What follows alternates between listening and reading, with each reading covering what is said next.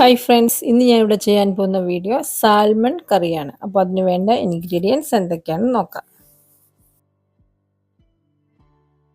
Salmon 1/2 kilo, പച്ചമുളക് 2 എണ്ണം, വെളുത്തുള്ളി 6 അല്ലി, ചെറിയ ഉള്ളി 10 എണ്ണം, ഇഞ്ചി 2 ചെറിയ കഷ്ണം, കറിവേപ്പില കുറച്ച്, തക്കാളി 1 എണ്ണം, മുളക് പൊടി 2 ടേബിൾ സ്പൂൺ, മഞ്ഞൾപ്പൊടി 1/2 ടീസ്പൂൺ, മല്ലിപ്പൊടി 1/2 ടീസ്പൂൺ, ഉലുവാപ്പൊടി 1/2 ടീസ്പൂൺ, കുരുമുളക് പൊടി 1/2 ടീസ്പൂൺ, ഉലുവ 1/4 ടീസ്പൂൺ, കടുക് 1/2 ടീസ്പൂൺ. ഞാനിവിടെ സാൽമൺ കറി വയ്ക്കാൻ പോവുകയാണ്. സാൽമൺ കഴുകി വൃത്തിയാക്കി ചെറിയ പീസാക്കി മുറിച്ച് വെച്ചിട്ടുണ്ട്. അതിനൊരു മസാല ആദ്യം ഉണ്ടാക്കണം. ചെറിയൊരു തക്കാളി, പിന്നെ വേണ്ടത് മുളക് പൊടി,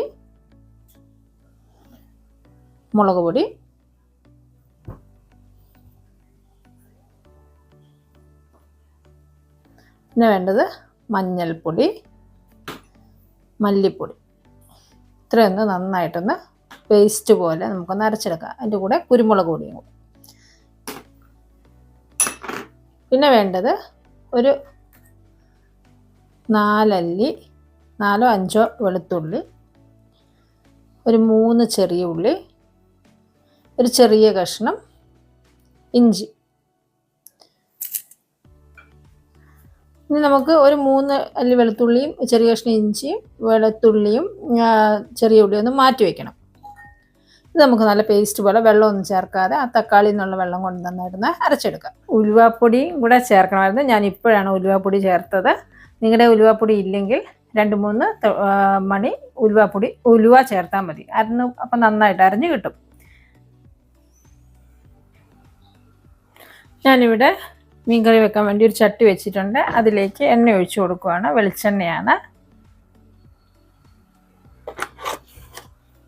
ആ വെളിച്ചെണ്ണ ഒന്ന് ചൂടായി വരുമ്പോഴേക്കും നമുക്ക് കടുകും ഉലുവായും ചേർത്ത് കൊടുക്കാം. കടുക് ഉലുവായിട്ട് കൊടുക്കാം.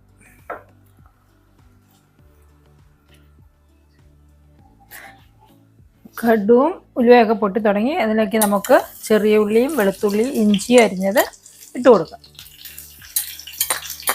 ഒരു പച്ചമുളകും.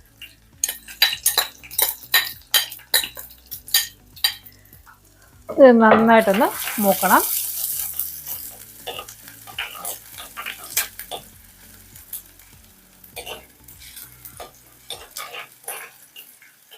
നമുക്കിതിലേക്ക് കുറച്ച് കരിവേപ്പിലയും കൂടെ ചേർത്ത് കൊടുക്കാം.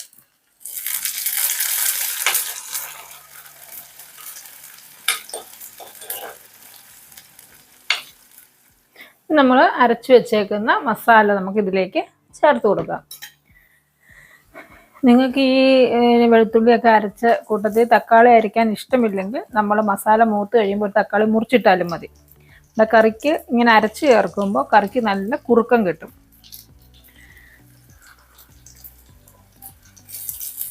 ഇനി നമുക്ക് മിക്സി കഴുകി ഇത് മൂത്ത് കഴിയുമ്പോൾ മിക്സി കഴുകിയ വെള്ളം കൂടെ അതിലേക്ക് ഒഴിച്ചു കൊടുക്കാം. നന്നായിട്ട് മൂക്കണം. സമയത്ത് നമ്മൾ കുടംപുളി വെള്ളത്തിൽ കഴുകി വൃത്തിയാക്കിയിട്ട് വെള്ളത്തിൽ കുതിരാനിടണം. അപ്പം നമ്മുടെ മസാലയൊക്കെ നന്നായിട്ട് മൂത്ത് എണ്ണയൊക്കെ നന്നായിട്ട് തെളിഞ്ഞിട്ടുണ്ട്. ഇനി നമുക്കിതിലേക്ക് പുളിയുടെ വെള്ളവും പുളി കഷ്ണവും പിന്നെ നമ്മൾ മിക്സി കഴുകി വെച്ചേക്കുന്ന വെള്ളം ഒഴിച്ചു കൊടുക്കാം.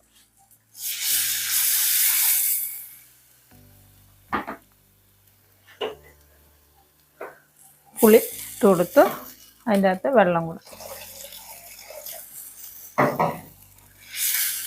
നമുക്ക് എന്തുമാത്രം ചാറ് വേണോ അതനുസരിച്ച് വേണം വെള്ളം ഒഴിച്ചു കൊടുക്കാൻ. ഇനി നമുക്കിതിലേക്ക് ഉപ്പ് ചേർത്ത് കൊടുക്കാം.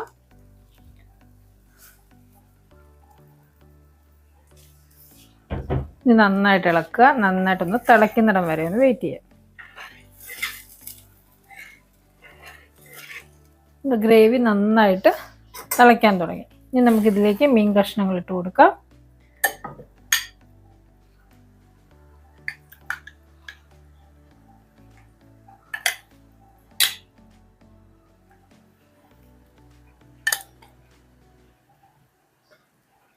സാൽമണിൻ്റെ തൊലിയിലാണ് അതിൻ്റെ നെയ്യ് ഇരിക്കുന്നത്, അതുകൊണ്ടാണ് ഞാൻ തൊലി കളയാഞ്ഞത്.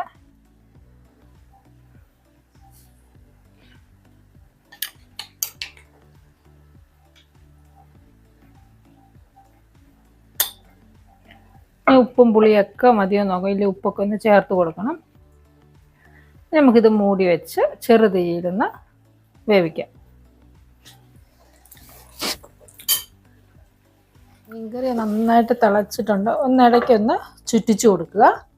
അപ്പം അല്ലെങ്കിൽ സ്പൂണും കൊണ്ട് ഇടുമ്പോഴേക്കും നമ്മൾ മീൻ ചിലപ്പോൾ ഒന്ന് പൊടിഞ്ഞു പോകാൻ സാധ്യതയുണ്ട്. അതുകൊണ്ടൊന്ന് ചുറ്റിച്ചാൽ മതി. ഇച്ചിരിയും കൂടെ ഒന്ന് കുറുകണമാണ്. അപ്പം പിന്നെയും മൂടി വെച്ച് ചെറുതീയിലൊന്ന് വറ്റിക്കാം. പിന്നെ നമ്മുടെ മീൻകറി നന്നായിട്ട് വറ്റി വന്നിട്ടുണ്ട്. ഈ മേളിലേക്ക് ഇച്ചിരി കരിവേപ്പിലയും കൂടെ ഇട്ട് ഒരു 1/2 ടീസ്പൂൺ വെളിച്ചെണ്ണയും കൂടെ ഒഴിച്ച് നമുക്ക് അതങ്ങ് സ്റ്റവ് ഓഫ് ചെയ്യാം. അങ്ങനെ നമ്മുടെ സാൽമൺ കറി ഇവിടെ റെഡി ആയിട്ടുണ്ട്. അപ്പോൾ എല്ലാവരും ഒന്ന് ട്രൈ ചെയ്ത് നോക്കുക. നല്ലൊരു വീഡിയോ ആയിട്ട് വീണ്ടും കാണാം. താങ്ക്